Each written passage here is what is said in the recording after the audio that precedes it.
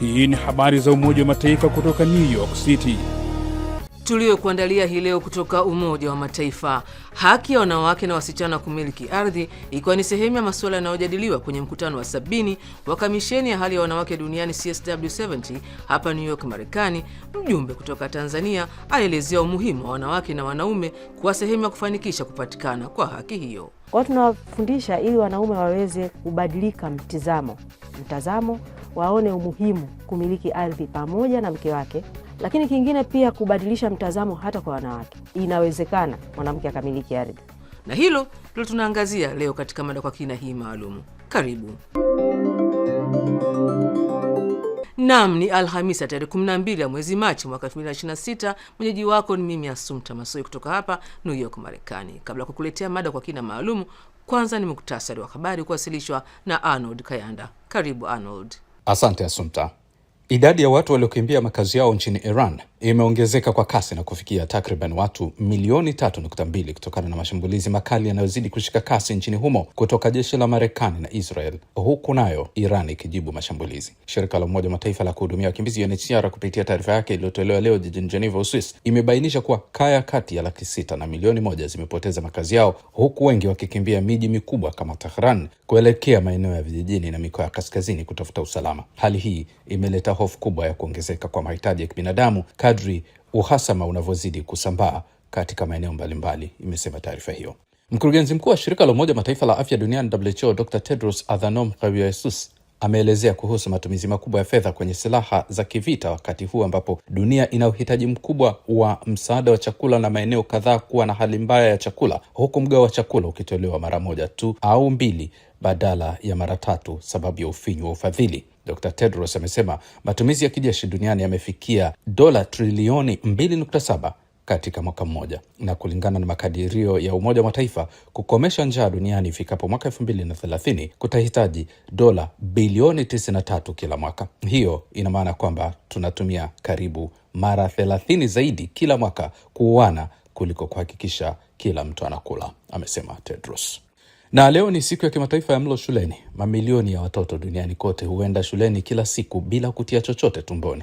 Kwa mujibu wa shirika la Umoja Mataifa la mpango wa chakula duniani WFP, zaidi ya watoto milioni 100 katika nchi zenye kipato cha chini na cha kati hukabiliwa na njaa kila siku. Hali hii huathiri uwezo wao wa kuzingatia masomo, kujifunza na kufaulu darasani. Ili kukabiliana na changamoto hiyo, WFP inaunga mkono serikali mbalimbali kuhakikisha watoto wote wenye umri wa kwenda shule wanapata milo shuleni ili wawe na afya njema na wawe tayari kujifunza. Programu za milo ya shule zimeonekana kuwa uwekezaji wenye faida kubwa kwa maendeleo ya binadamu, ambapo dola 1 ya Marekani inayowekezwa inaweza kuleta faida hadi dola 35 katika jamii na uchumi. Mwisho wa muktasari wa habari kwa Assumpta. Asante sana Arnold Kayanda kwa kutuletea muktasari wa habari. Hapo baadaye ni mada kwa kina maalumu ikimulika haki ya ardhi nchini Tanzania. Salia papo hapo tafadhali. Kutoka New York, sauti ya from the United Nations.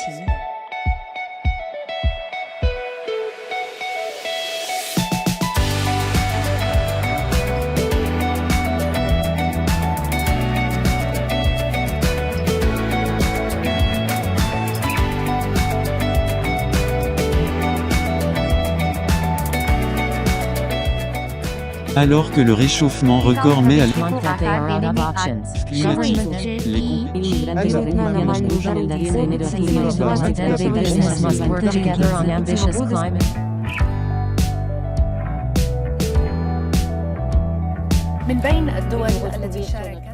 Ni habari za Umoja wa Mataifa kutoka pa Marekani kupitia chaneli yetu ya YouTube Habari za UN na pia televisheni wa shirika. Na unaweza kutembelea wavuti wetu news.un.org/sw kwa taarifa na makala. Mimi ni Assumpta Massoi, tunasonga mbele na sasa ni wasaa wa mada kwa kina. Miongoni mwa mambo yanayopatiwa kipaumbele katika mkutano wa 70 wa Kamisheni ya Hali ya Wanawake Duniani CSW70 unaoendelea hapa makao makuu ya Umoja wa Mataifa ni haki ya wanawake kupata ardhi.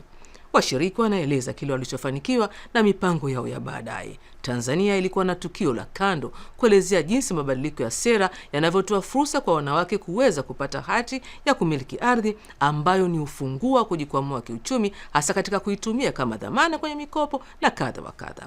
Baada ya kikao hicho, nilipata fursa ya kuzungumza na Lucy Kabimera, naibu katibu mkuu Wizara ya Ardhi na Makazi nchini Tanzania, aliyeongoza kikao hicho, na alinipatia ufafanuzi wa mambo kadhaa ikiwemo mabadiliko ya sera.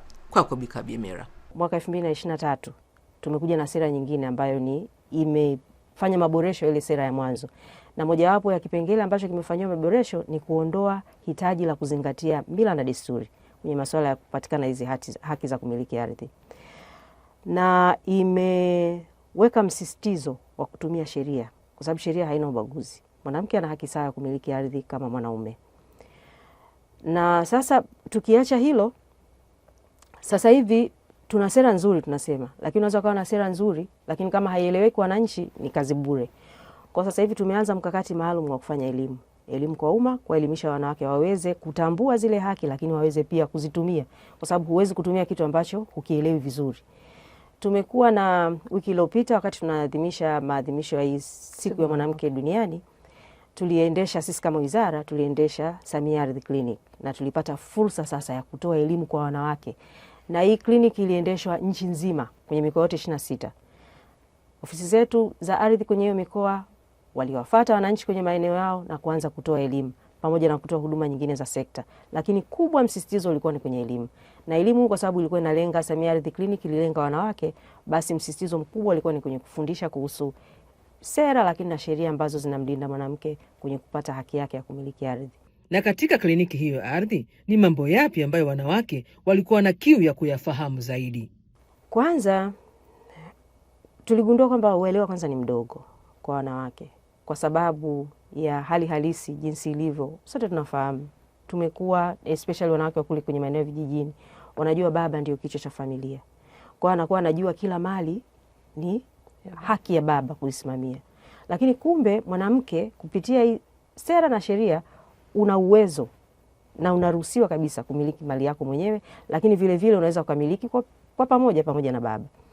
Kwa hiyo ukiwa ilikuwa ni kwamba wanatamani wajue taratibu gani wazitumie ili waweze kuweza kumiliki hii mali ambayo ni ya muhimu kwa maendeleo ya kiuchumi na jamii. Lakini kingine walikuwa wanatamani sasa kujua taratibu za upatikanaji wa hati miliki, kwa sababu unaweza ukawa na haki lakini haki yako ili uweze kuishikilia mkononi lazima uwe na document ambayo inathibitisha hiyo nyaraka inayothibitisha kwamba hii ni mali yangu. Kwa walipewa elimu pia upatikanaji wa hizi nyaraka, lakini na vile vile na huduma. Sasa kama una ardhi yako unataka kupata hiyo hati na tayari ilikuwa imeshapita taratibu labda za upimaji na upangaji, pale na hati zilikuwa zinatolewa ndani ya hiyo clinic. Nikamuuliza nini nafasi ya mashirika ya kiraia kama vile Landesa nchini Tanzania nalotetea haki ya ardhi kwa wanawake. Kwa kweli niseme, kwanza nichukue nafasi hii kuwashukuru sana taasisi hizi ambazo sio za serikali kwa kuwa wamekuwa mstari wa mbele kushirikiana na serikali kuhakikisha kwamba hizi huduma zinafika kwa wananchi. Kwa sababu tunatambua serikali ndio ipo, lakini hatuwezi kufanya kila kitu peke yetu. Kwa hiyo hawa nao wamekuwa na mchango mkubwa. Wameeleza jinsi ambavyo wameweza kurahisisha. Wanafanya kwa kuzingatia sera na sheria, lakini wao wako kule chini kwa wananchi. Lakini wamerahisisha kwa kutengeneza mifumo ya kidigitali. Lakini na hata sisi ndani ya wizara, niseme tu tumerahisisha upatikanaji wa huduma zetu kidigitali. Sasa hivi unaweza ukapata hati yako ndani ya siku moja. Ukaenda na nyaraka zako zimekamilika, ukafika pale, ukaingizwa kwenye mfumo. Tuna mfumo wa e-ardhi. Sasa hivi tulikuwa na mfumo unaitwa ILMIS, ulikuwa unafanya kazi Dar es Salaam peke yake. Lakini sasa hivi tuna e-ardhi ambayo inafanya kazi kwenye mikoa 5. Sasa kwa kushirikiana nao, kama utakumbuka wale Habitat for Humanity wamesema kabisa kwamba swala lingine ambalo wanahakikisha ni upatikanaji wa ardhi, wa hati miliki.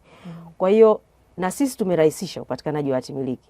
Kwa hiyo hili linawarahisishia hata wao kuhakikisha kwamba wanafikia lengo lile ambalo wamekuwa wamejiwekea, kwamba kuwafikishia wanawake huduma sio tu kwa kupata haki kwa maana ya elimu na vitu vingine, lakini mpaka mwisho wanahakikisha kwamba wamemsaidia kupata hati miliki, ambayo hati miliki tunaitoa sisi kama wizara. Kwa hiyo tunashirikiana nao na kwa kweli wamefanya kazi kubwa na tunatambua na kuthamini mchango wao kwenye kuhakikisha kwamba wote kwa pamoja tunamhudumia huyu mwanamke kuhakikisha anapata ile haki yake ya kumiliki ardhi. Bila shaka kwenye mafanikio hapa kosi changamoto. Bika Bimera akafunguka. Bado hatujaweza kumfikia kila mwanamke mpaka huko chini. Kwa hiyo bado tuna kazi kubwa ya kufanya uelimishaji. Lakini hatuwezi kufanikiwa kumwelimisha mwanamke peke yake bila kumwelimisha pia mwanaume akaona kuna umuhimu wa kusupport, kusaidia kuunga mkono hizi jitihada za kuwezesha wanawake. Na tunawaelimisha kwa kuwaonyesha umuhimu, kwa sababu kuna mifano hai imetokea. Lakini mara nyingi tunaona matatizo yanatokea yanapotangulia baba. Huyu mama ambaye ameachwa na watoto, kuna wakati ndugu wanakuja wanasema wewe huna haki. Sisi mila za kwetu haziruhusu mwanamke kumiliki ardhi ya mume wake. Kwa hiyo anabaki njia panda na watoto, hajui wapeleke wapi. Kwa hiyo tunawafundisha ili wanaume waweze kubadilika mtazamo, waone umuhimu kumiliki ardhi pamoja na mke wake. Lakini kingine pia kubadilisha mtazamo hata kwa wanawake. Sababu kuna wanawake bado anaamini yeye baba ndio kichwa. Kwa hiyo hata bila kutumia nguvu ya ziada kuwaonyesha umuhimu, pamoja na kwamba mifano anaiona, lakini na kwamba inawezekana mwanamke akamiliki ardhi. Na kushukuru sana Bika Bimera kwa ufafanuzi huo, na kila laheri katika kuendeleza haki ya ardhi kwa watu wote nchini Tanzania. Na basi kwa mada hiyo kwa kina maalum sina la ziada. Nahitimisha kipindi hiki, lakini tukutane tena Jumanne kwa jarida lingine la video. Na kwa upande wa kipindi cha redio ni kila siku. Kwa hiyo kesho Ijumaa utapata habari za Umoja Mataifa. Hata hivyo kwa sasa unaweza kutazama habari na video nyingine kwenye chaneli yetu ya YouTube Habari za UN, na katika ukurasa wetu wa X zamani Twitter jina ni hilo hilo Habari za UN. Kumbuka pia kupakua app yetu ya Habari za UN katika Play Store na App Store. Kwa niaba ya wote walioshiriki kuleta jarida hili, mimi ni Assumpta Massoi na kutakia amani na kwaheri kutoka New York, Marekani.